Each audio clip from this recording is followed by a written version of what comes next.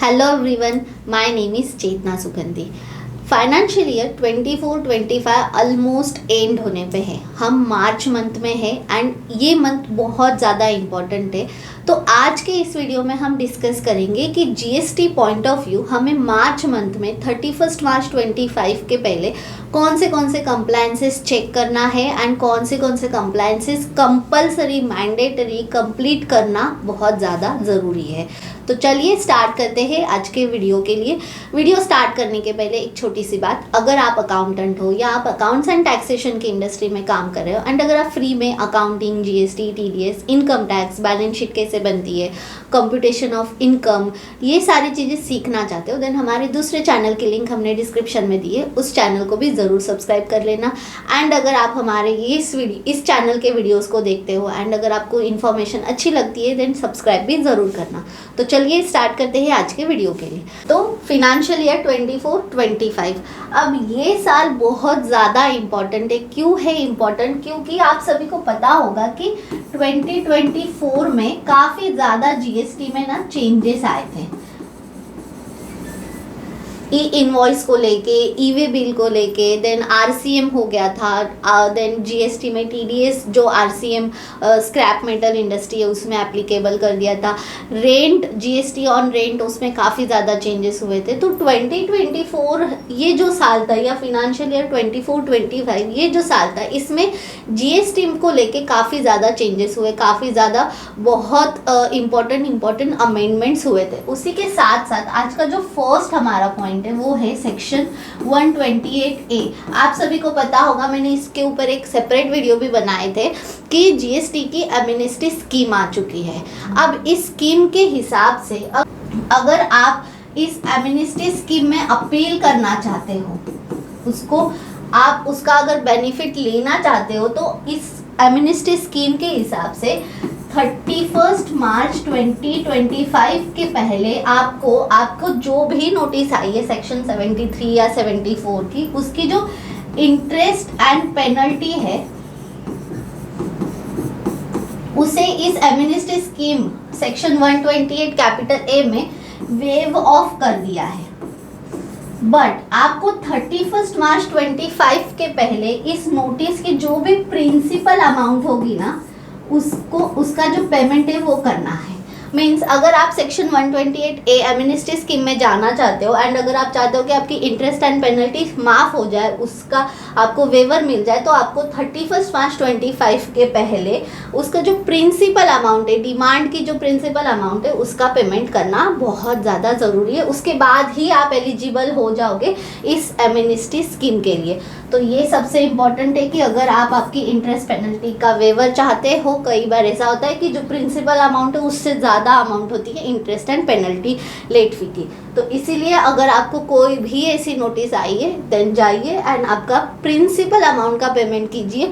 आप इसको directly demand के अगेंस्ट में पे कर सकते हो या आप आपके DRC 03 के थ्रू भी पे कर सकते हो। तो इस बेनिफिट का ज़रूर ज़्यादा से ज़्यादा बेनिफिट ले लेना।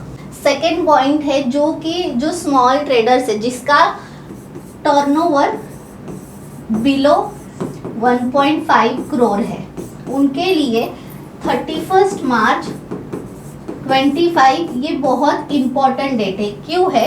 तो अगर आप ट्रेडर हो या मैन्युफैक्चरर हो, ठीक है, एंड आप 24-25 में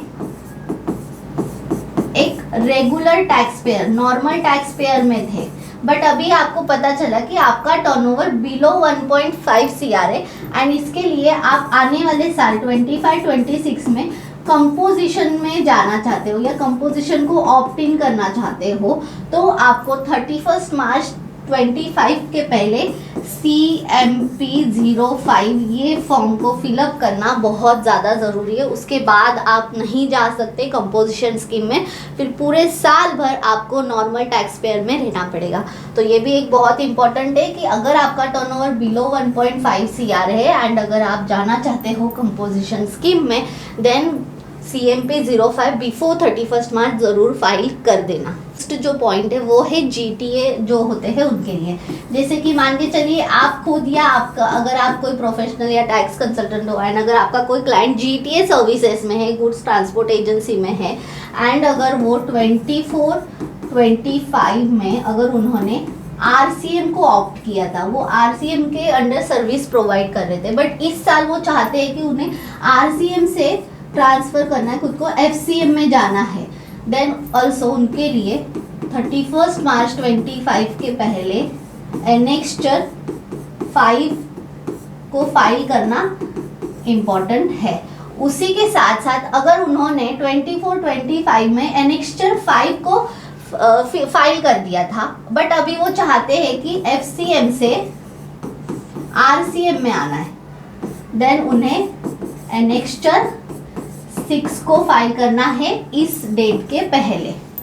तो GTA अगर है आप खुद या आपका कोई क्लाइंट एंड वो RCM से FCM में जाना चाहते हैं, देन बिफोर 31 मार्च एनेक्स्चर 5 को फाइल करना है एंड अगर FCM से RCM में जाना चाहते हैं देन एनेक्स्चर 6 को उन्हें फाइल करना ज़रूरी है। तो 31 मार्च 25 के पहले आपको आपका GST का स्ट्रक्चर एंड आपको आने वाले साल में 25-26 में आपका GST का प्लानिंग एंड GST का स्ट्रक्चर क्या होना चाहिए वो आपको 31 मार्च के पहले ही करना ज़रूरी है फॉर GTA आल्सो। एंड जो सेकंड पॉइंट हमने देखा अगर आप कंपोजिशन में जाना चाहते हो तो उसके लिए, तो ये 2 पॉइंट्स बहुत ज़्यादा इम्पॉर्टेंट है। अब नेक्स्ट पॉइंट हम देखते हैं। नेक्स्ट पॉइंट है आटो।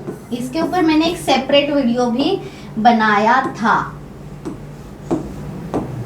जिसमें कि मैंने बताया था कि what is the meaning of annual aggregate turnover. आपको 31 मार्च 25 के पहले आपका ऑटो चेक करना है। अगर आप 5 करोड़ या उसके अबाउ हो देन आपको काफ़ी सारे जो कंप्लायंसेस है जो आने वाले साल में एप्लीकेबल हो जाएंगे, जिसमें कि सबसे फर्स्ट आ जाता है E-इनवॉइसिंग। अगर आपका टर्नओवर 5 करोड़ क्रॉस हो चुका है देन आपको 1 अप्रैल 25 से E-इनवॉइस बनाना मैंडेटरी है।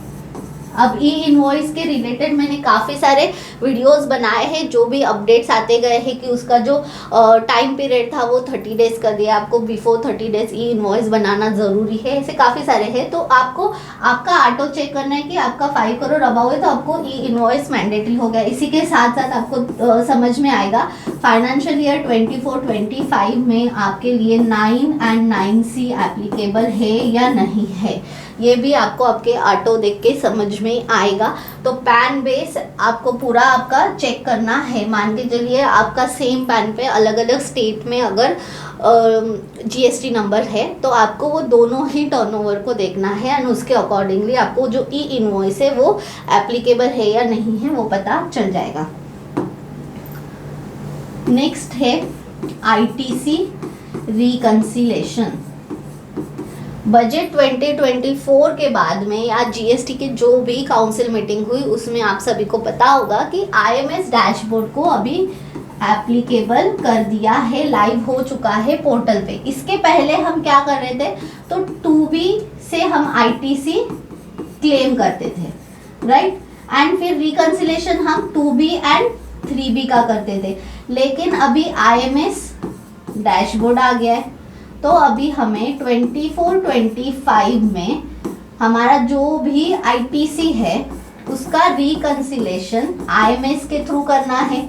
अब IMS में आपको आइदर एक्सेप्ट करो, रिजेक्ट करो या पेंडिंग रखो। एक्सेप्ट किया है तो कोई इशू नहीं है, लेकिन अगर आपने रिजेक्ट या पेंडिंग रखा है तो यहाँ पे आपको बहुत ध्यान देना है। क्या ध्यान देना है कि अगर आपने रिजेक्ट किया था प्रीवियस मंथ में, लेकिन मतलब मान के चलिए जैन या फेब में आपने किसी इनवॉइस को रिजेक्ट कर दिया, लेकिन अभी मार्च में आप उसको लेने के लिए एलिजिबल हो गए, उसे क्लेम करने के लिए आप एलिजिबल हो गए हो। पहले रिजेक्ट किया बट इन मार्च आप अगर देख रहे हो एंड आप उसके लिए एलिजिबल हो गए हो तो आपने उसे रिवर्स किया या नहीं किया 3B में वो चेक करना है। तो इसीलिए आपको ITC रिकंसिलेशन करना बहुत ज़्यादा मैंडेटरी है। उसी के साथ साथ अगर कोई इन्वॉइसेस आपने पेंडिंग रखे थे एंड अभी आप उसके लिए एलिजिबल हो देन ऑल्सो आपको वो एक्सेप्ट करना है अगर एलिजिबल हो गए हो तो।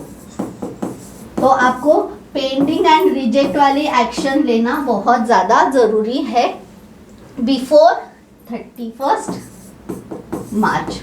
मीन्स इसका रिकंसिलेशन आप कर लीजिए,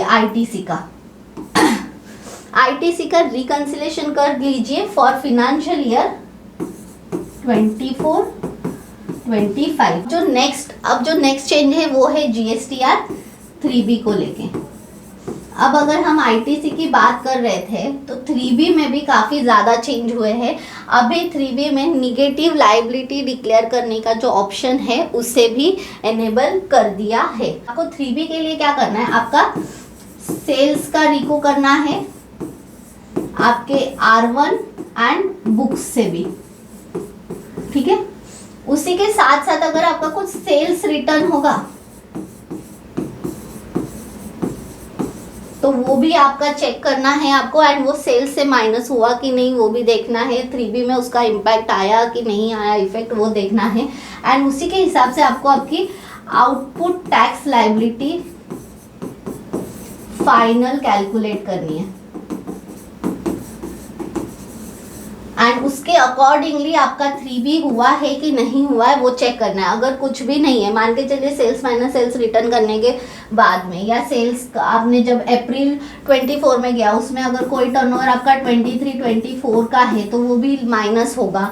ऐसा बहुत कुछ है इस रिकंसिलेशन करने में, तो वो सारी चीज़ें देखनी है। एंड अगर उसके बाद में आपका कुछ निगेटिव लायबिलिटी आ रही है तो वो आपको 3B में रिवर्स करना बहुत ज़्यादा ज़रूरी है। तो ये सारे पॉइंट्स का आपको ध्यान देना है बिफोर 31 मार्च।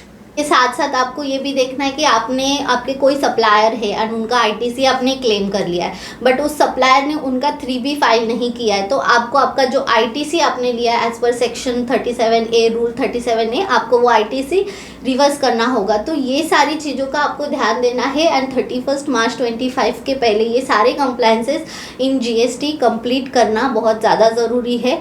आई होप कि आपको ये सारे पॉइंट समझ में आए होंगे। इसी के साथ साथ और एक चीज़ कर लेना कि आप जैसे ही जीएसटी का रिकंसिलेशन कर रहे हो या बहुत सारी चीज़ें चेक कर रहे हो, आप आपके नोटिसेस ऑर्डर्स भी चेक कर लेना। उसी के साथ साथ एक चीज़ देखना है कि आपका जो जीएसटी पोर्टल पे टर्नओवर है ये सब कुछ आपको आपके बुक से भी मैच करना है, रिकंसिलेशन करना है। एंड अगर कुछ भी पेंडिंग एडजस्टमेंट है तो वो आज ही करना है।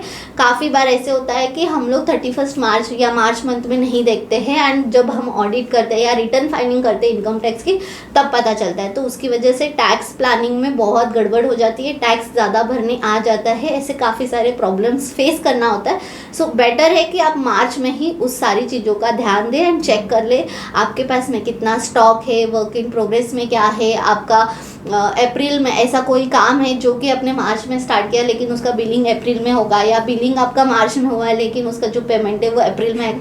ऐसे काफ़ी सारे पॉइंट्स होते हैं, वो सारे आपको चेक करना है 31 मार्च 25 के पहले। सो आई होप ये इन्फॉर्मेशन आपकी काम की होगी, यूज़फुल होगी, आपको वीडियो अच्छी लगी होगी। अगर वीडियो अच्छी लगे एंड अगर आप हमारे चैनल पे फर्स्ट टाइम आए हो देन चैनल को सब्सक्राइब ज़रूर कर लेना। टिल देन थैंक यू, नमस्ते।